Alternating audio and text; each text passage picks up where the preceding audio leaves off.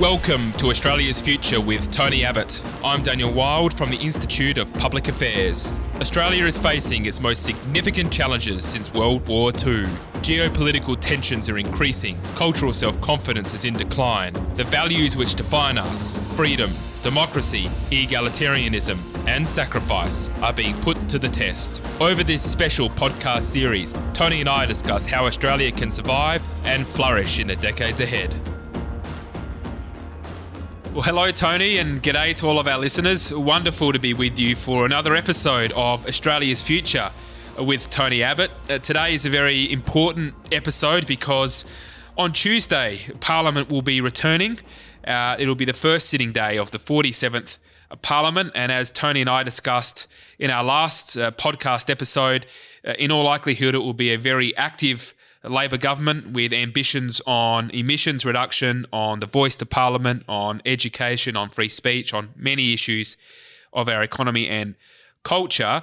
And what I wanted to talk with you today, Tony, about is the lessons that you have drawn as opposition leader in your time in politics. You were, I think, the most successful opposition leader in recent decades. You were incredibly successful in getting Labor to a draw in 2010 and then winning in a landslide in 2013, where you achieved a 46% primary vote.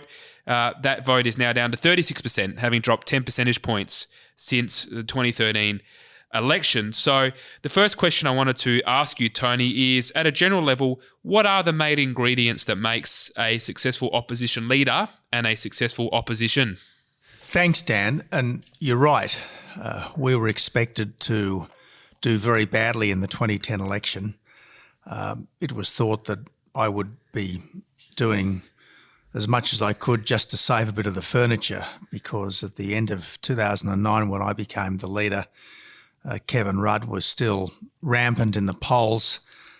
Everyone thought that his emissions trading scheme was a no-brainer, and anyone who dared to question an emissions trading scheme was virtually committing political suicide, because how dare anyone question the so-called science? So I did exactly that. I decided that the job of the opposition was not to make weak compromises with a bad government, but it was to be a clear alternative. By that stage, I'd worked out that an emissions trading scheme would be, in effect, a great big new tax on everything. It would raise the price of everything, either directly or indirectly. And it had occurred to me that as long as climate change was an economic issue, the coalition had a very strong political case to make. And that's what I proceeded to do throughout 2010 in the lead up to the election, to make climate change an economic issue, not an environmental, let alone a moral one, to talk about the practicalities of policies to deal with climate change. Almost immediately, Kevin Rudd's political dominance started to slip. He faltered in the polls, wasn't doing disastrously, but he certainly wasn't as dominant as he had been. He then, early in 2010, walked back from the emissions trading scheme, which by that stage had been rejected in the Senate. And shortly thereafter, he was replaced by Julia Gillard, who led the Labor Party into the 2010 election. And you might remember at the 2010 election, I kept saying, as sure as night follows day, if Labor are re-elected, there will be a carbon tax, which led Julia Gillard to say, famously or notoriously, as the case may be, one morning, there will be no carbon tax under the government I lead. She lost a lot of seats. I think it was 8 seats net loss. It was a hung parliament. The coalition, I think, had 1 more seat than Labor. Unfortunately, the Green Independent, the Green, and 2 country independents, former National Party MPs, sided with Labor, and Julia Gillard was able to remain precariously in office in a minority government. But part of the deal she'd done with the Greens was to implement what she described as a carbon tax, and that really set us up for our smashing victory in 2013. So, look, at the end of the day, Dan, the job of the opposition is to oppose, not necessarily to oppose everything, because probably 70 or 80% of the legislation that goes through the parliament is relatively uncontentious. But where a government is proposing to do something which is against centre-right principles, liberal conservative values, where a government is proposing to do something that you genuinely believe is against the national interest, frankly, it's crazy not to oppose it. That was my view, and I'd certainly recommend that attitude to my former colleagues who are still in the parliament.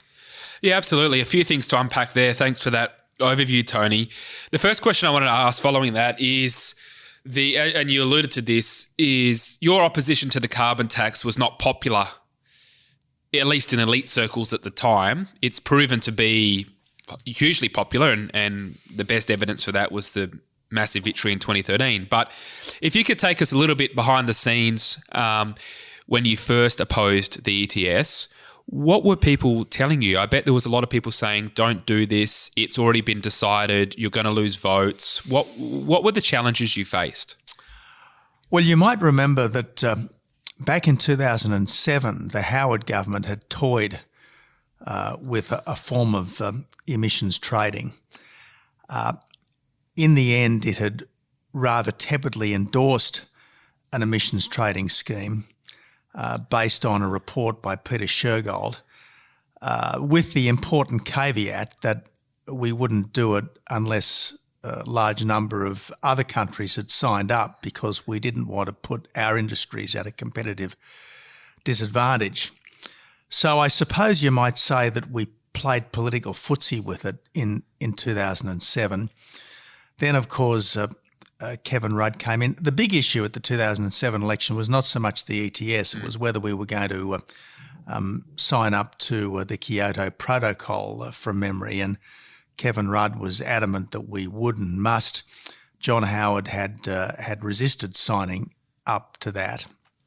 So in the course of that term of Parliament, Labor became more and more committed.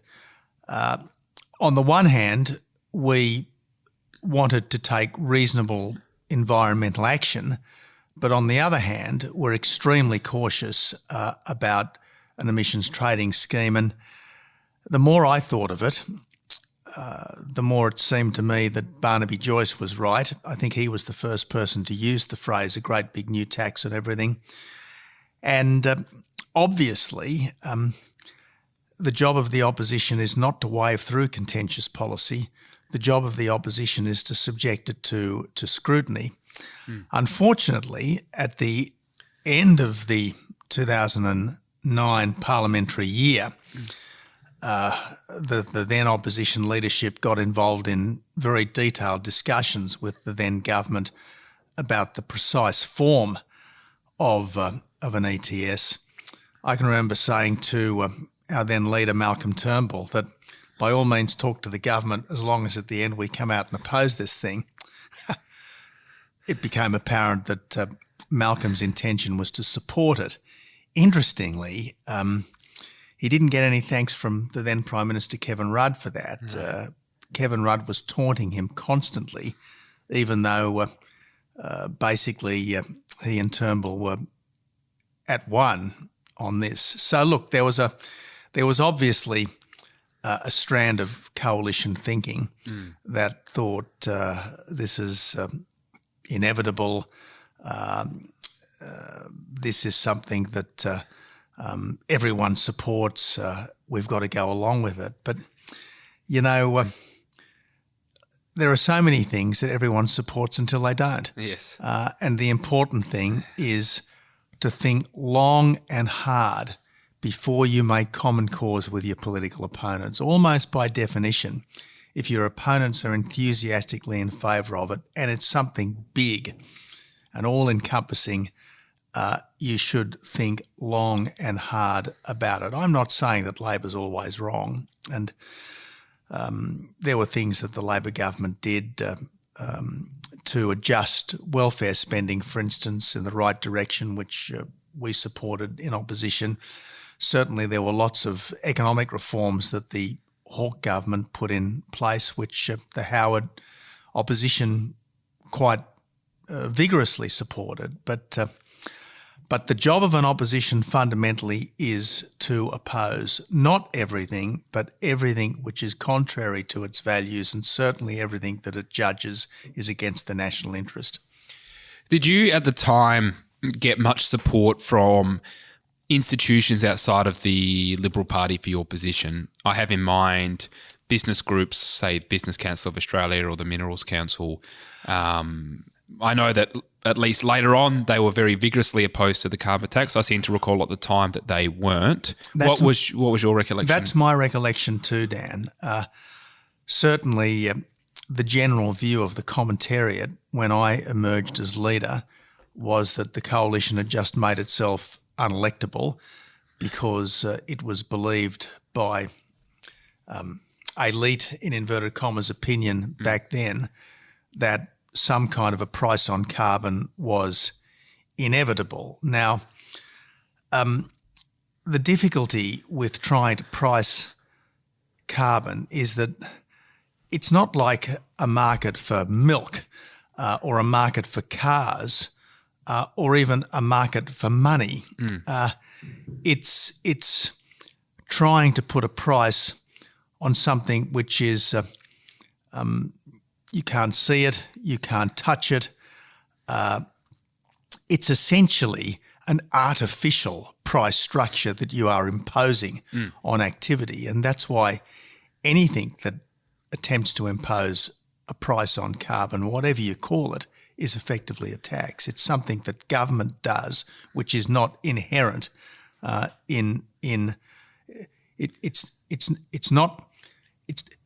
carbon dioxide emissions are not something that have any inherent value. That's why pricing them is inevitably a form of tax. Yeah, that's a good way of putting it. I just want to build on the point about other institutional support, because the reason I raise that is if we fast forward to now, we've got net zero policy, which is agreed by both sides of politics at the federal level, pending any change of direction under Peter Dutton. The LNP in Queensland a week or two ago put out a policy saying they support net zero. Here in Victoria, the coalition opposition has released a policy saying they want to legislate a 50% cut by 2030, which makes Labor look moderate with their 43% cut. It feels, and on top of that, you've got basically all the major institutions that are behind net zero and emissions cuts. What I'm getting out of what you're saying is that doesn't mean that you cannot change the future. You managed to almost single-handedly drive the debate in the absence of institutional support. Do you think that the current situation, and let's take net zero as the example, the current situation with the institutional support for net zero and the hostility against those who do not support it is more severe and more prominent than when you first opposed the carbon tax? In other words, is the challenge now more difficult than what you faced? I don't want to underestimate the scale of the challenge, but again, I would be very reluctant to say that it's impossible to go against a contemporary consensus, because sometimes common sense might demand that you do. I'm all in favour of reducing emissions because in the end we have an obligation to rest lightly on the planet. The question is, what price are we prepared to pay to reduce emissions, and what other goods are we prepared to sacrifice in the quest to reduce emissions? And the basic problem is that in order to live, we need electricity. Modern life is unimaginable, impossible without electricity 24/7. And yet the cheapest and most reliable forms of generating electricity are provided by fossil fuels, so it's emissions intensive. Now, the difficulty with saying that we are going to achieve net zero by a particular date is that we might end up putting our economy into a straitjacket and inflicting massive costs and harms on jobs, on industries, and ultimately on millions of our citizens, particularly the more vulnerable. So that's my difficulty with setting a specific date for achieving net zero. I don't have a problem with net zero as a long-term aspiration, but setting a specific date and saying we will achieve it by this date, I think is deeply problematic. I also think that entrenching it in legislation is even more problematic because that will bind the hands of future governments, and it will also allow the courts easier access to second guess at the behest of green lawfare activists. At the behest of them, it'll allow the courts to interfere with the ordinary activities of business and government.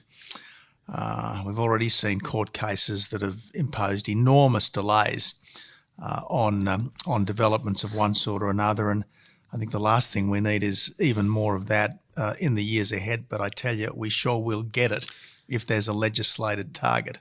We will. I just want to talk a bit more about that point on lawfare, because I'll give one example. At the moment, the Scarborough gas project, which is a massive gas project offshore Western Australia, we've calculated that there's enough gas in that project to be able to generate 500 years worth of power supply for every single Western Australian household. So there's a serious amount of energy resources in that gas basin. That is the subject. It's been approved, but it's now the subject of a legal challenge by the Australian Conservation Foundation. Importantly, they are being represented by the Environmental Defenders Office, who, as you know, get a portion of their funding from the government. About 20% of their funding comes from the government. I know that when you were in government, you made some attempts to be able to limit lawfare, firstly through the repeal of Section 487 of the Federal Environmental Law, which allows green groups to undertake this action, and secondly through cutting the funding to environmental defenders offices. Can you give us a bit of an insight into the challenges you faced with that and what your insights would be for the future? That's a good question, Dan. Well, just to add context, so Section 487, the repealer that I got through the House, but I believe it got stuck in the Senate and never got through, was my recollection. That's my recollection as well. Yeah. Look, a lot of things happen in politics because they seem like a good idea at the time. And that particular section of the EPBC Act was introduced by Robert Hill when he was the Environment Minister in the Howard government. It was relatively early on in the life of the Howard government, and I think it was done as, if you like, an olive branch to the environmental movement to boost the Howard government's green credentials. But it's turned out to be a total Trojan horse for all development across the economy, and it's going to get much, much worse, especially if there is a legislated emissions reduction target by a particular date. We're going to see an absolute blizzard of litigation by these environmental groups. I mean, what that section of the EPBC Act does is that it changes the ordinary litigation rules. Normally, if I bring an action in a court, I've got to have standing. Yes. And to have standing, I have got to be personally, directly impacted by the action that I'm challenging in court. Under this section of the environmental law, you do not need to have a direct interest in the development concerned in order to bring a court case against it. So a green group in Carlton can challenge a coal mine in central Queensland. A green group in Sydney could challenge a gas development in Western Australia. And it's completely contrary to the ordinary principles of law.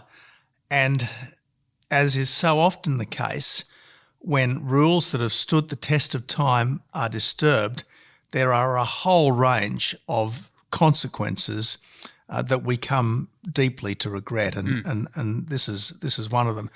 So look, if we are going to allow necessary economic developments to take place without unconscionable delay, this particular piece of legislation does need to be changed, and had the Abbott government had more time, I certainly would have tried again and again to do that. Yeah, no, absolutely.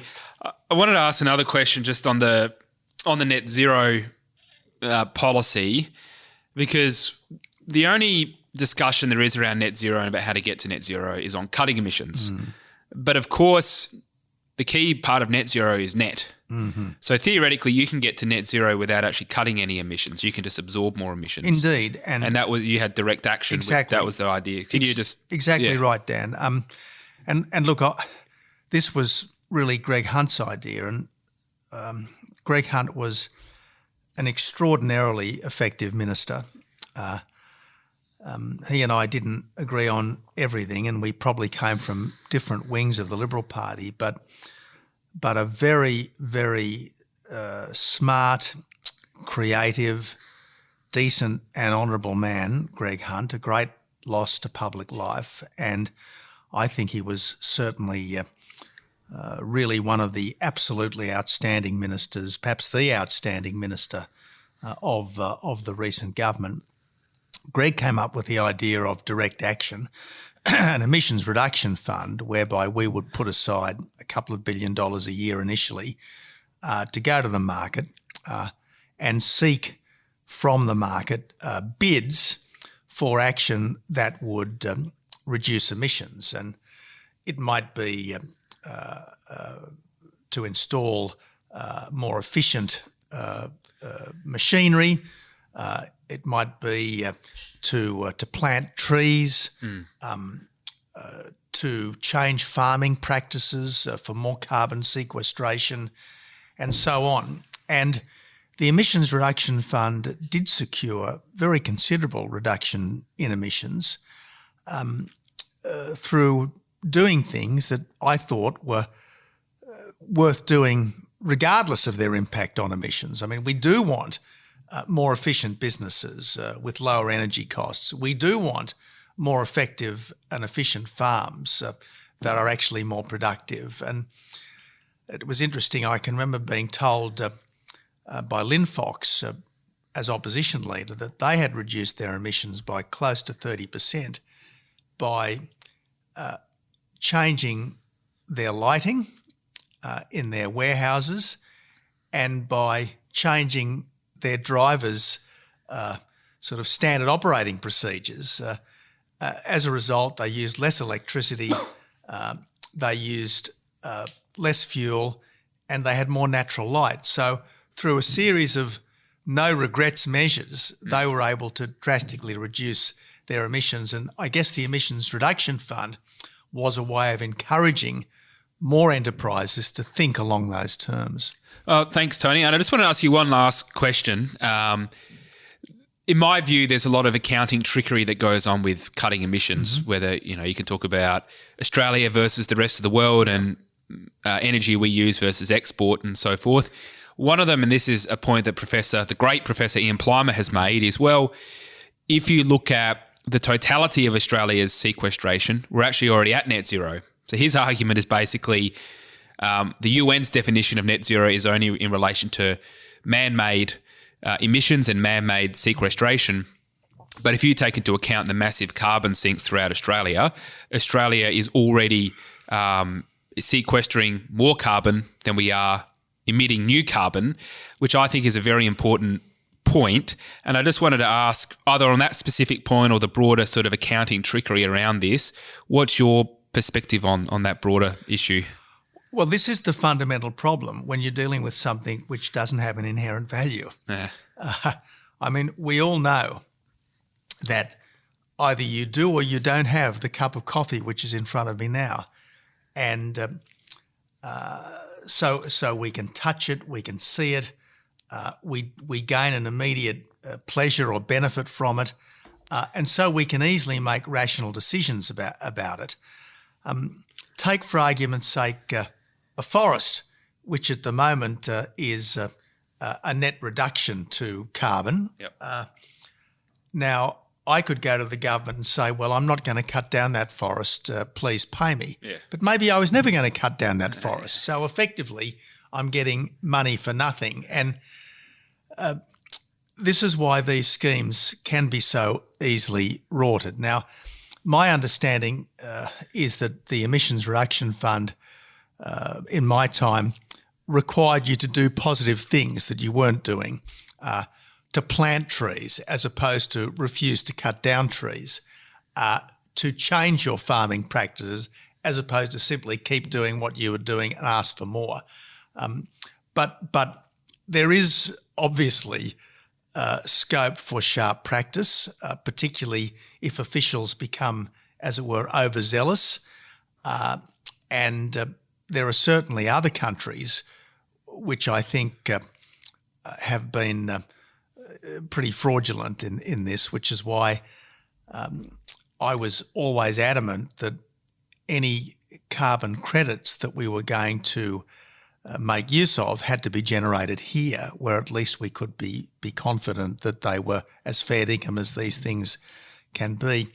So look, it's a very tricky area where we can so easily be bamboozled by flim-flam merchants, and that's why we've got to be very careful. I mean, my overarching fear is that in our rush to embrace renewable energy, we're going to find ourselves more and more in situations where we just can't keep the lights on, and that would be a catastrophe for our country. But given that we've got 2 big coal-fired power stations closing down within the next 3 years on the East Coast and not being replaced by dispatchable power, yep, I think that is the dread prospect that we currently face. Absolutely. Tony, thank you again for your time and your insights and analysis. Looking forward to our next discussion where I'm sure we'll be analysing and unpacking the activities of the first sitting week. So, Tony, thank you. Good on you, Dan. This is a production of the Centre for the Australian Way of Life at the Institute of Public Affairs. To find out more, visit australia.ipa.org.au.